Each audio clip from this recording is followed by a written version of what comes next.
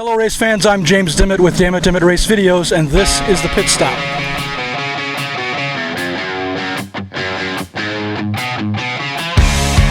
Race fans, I'm here with a second generation and a third generation racer, Charlie Hanna, driving in the number 68 Outlaw late model, and his daughter Saige, who participates in the street stock division, driving the number 88. How are you guys? Great. Doing okay? Awesome. Okay. Let me ask you this. How did you get started in racing? I started when I was about 13 with my brother, helping my brother in the garage. And of course I grew up with my dad, and ever since I was born he was in racing. But I kind of fell in love with helping my brother right just as I was getting into high school. And my junior year, that's when my brother kind of quit. He had a kid, so he kind of quit, and I kind of took over his equipment, and that's how I got started. So. What did you start racing in? Street stock. Street stock? Yeah, I ran that for 2 years, and then I went to Outlaw. So. Have you always had the number 68? Yes. There was one time I was 69 in ASA because somebody already had a 68, so we went with 69. So. They wouldn't let you double up on numbers? Nope. Okay. Nope. And Saige, how about you? How'd you get started in racing? Ever since I was little, Dad used to take me in a little carrier, and I used to work on the cars with him when I was little. I used to be in the garage with Grandpa, and I'd chew on greasy tools and stuff. Mom hated that, but Grandpa said I was allowed to do whatever I wanted in that garage. And once I grew up, I just helped Dad in the garage as much as possible, and it's just always been something I've been interested in. So did you have to ask to get into a race car, or was it something that Dad kind of knew you wanted to do? I definitely told Dad, I was like, hey, I think I'm interested in this. Do you think we could find a cheap little Hornet? And we looked on Facebook for a while, and we finally found one. Got my first one from the Wilkins sisters. And that would have been an awesome car if I wouldn't have crashed it. My first night, I didn't know you had to let off.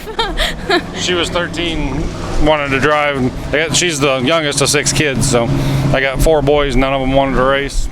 She's the first one that wanted to race. So. Carrying on the family tradition. Yep. When you started in the Hornets, that was the first time you had driven a race car? Yes. Any car, actually. Yeah, any car, true, because you didn't even have your license at that point. Okay. How did you like driving in the Hornets? It was really fun. I mean, those guys don't mess around either. They rough you up. They don't like having their territory messed with, but you just gotta show them that it's your job too. I mean, they get used to you after a while, and some don't. I mean, it's just all about it. You know, you get respect, and if you respect them, they respect you. So did you feel like you had to prove yourself to them first? Yeah. They would rough me up a little bit at the beginning. Like my first race, I got roughed up pretty bad, and then second race, and finally Grandpa told me, he said, don't let them push you around, or else there's no point in being out there. And so I finally went out there, and I finally did it back to someone, and finally got the respect, so. And if anybody knows about racing, it's Grandpa. Yes. So how does it feel going from a Hornet to a street stock? This is now what, your second or third season in the street stock? This is my second season street stock. Okay. What's that adjustment been like for you? I raced my Hornet for about 3 years, and going straight into street stocks, it was definitely a big adjustment. I mean, you have to learn how to drive a clutch. Never drove a clutch before, but it was definitely a hard adjustment there. And then how did you graduate from the street stock division up into the late models? I ran it for 2 years, and then my dad was building a new car, and he had his old late model sitting there.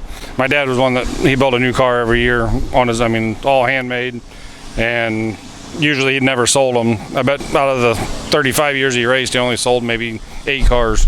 He'd cut them up. He didn't want nobody to know what he was doing with them, how he built them, so he'd cut them up. So I got one of his cars, and that's how I got started in it. So.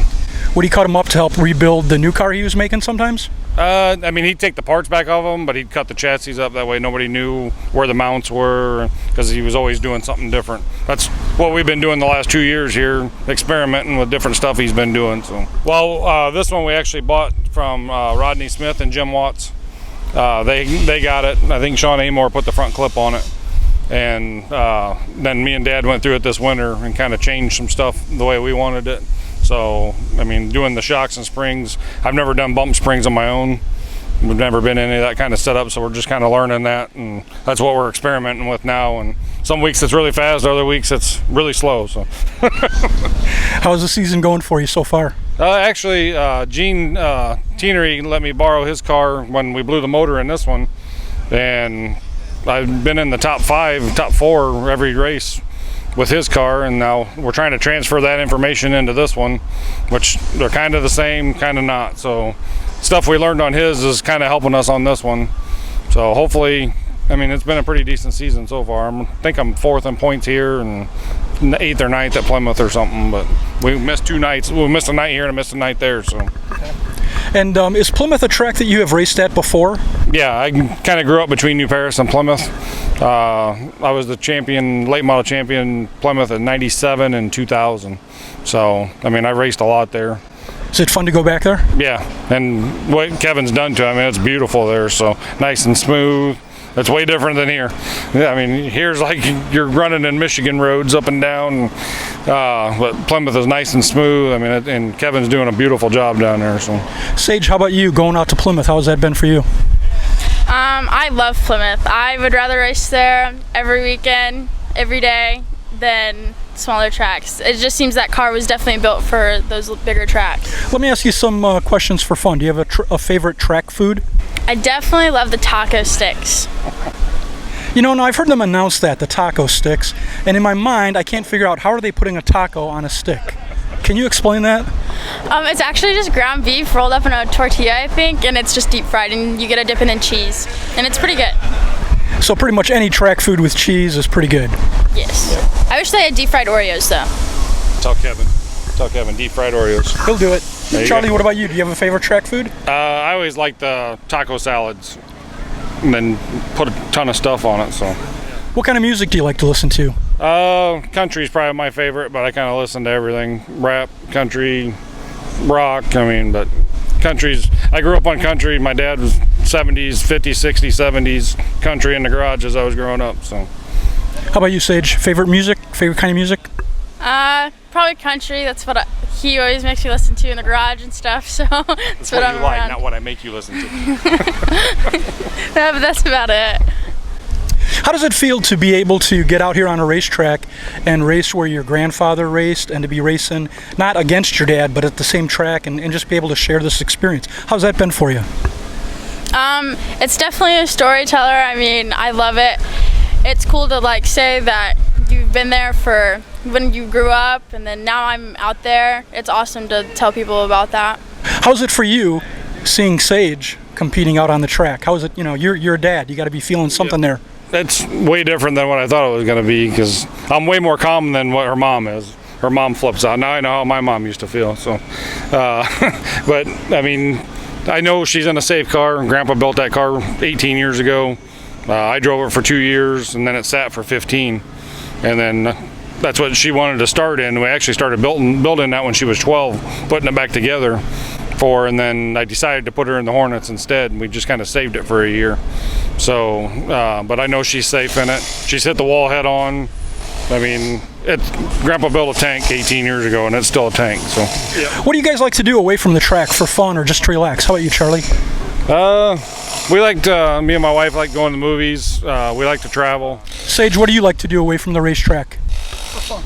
I definitely like to go swimming, or I go up to Grandpa's lake house and I take care of his lake house for him and play with the dogs up there, or I take care of my pig at home. What's your pig's name? Pickles. Pickles? Or Pickles? Pickles. Okay. I thought, Pickles, that would be pretty unique too. So, well, listen, I want to thank both of you for being here on the pit stop. Good luck with the rest of the season. We'll see how it all plays out. And fans, thank you for watching. Remember to come out and get your backside trackside. See Saige Hanna, her dad Charlie Hanna, race here at the South Bend Motor Speedway. If you're looking for the schedule, you can check out racesouthbendmotorspeedway.com. Got it, yep. I believe that's the correct link. If it's not, I'll get yelled at, and that'll be okay. Thanks for watching.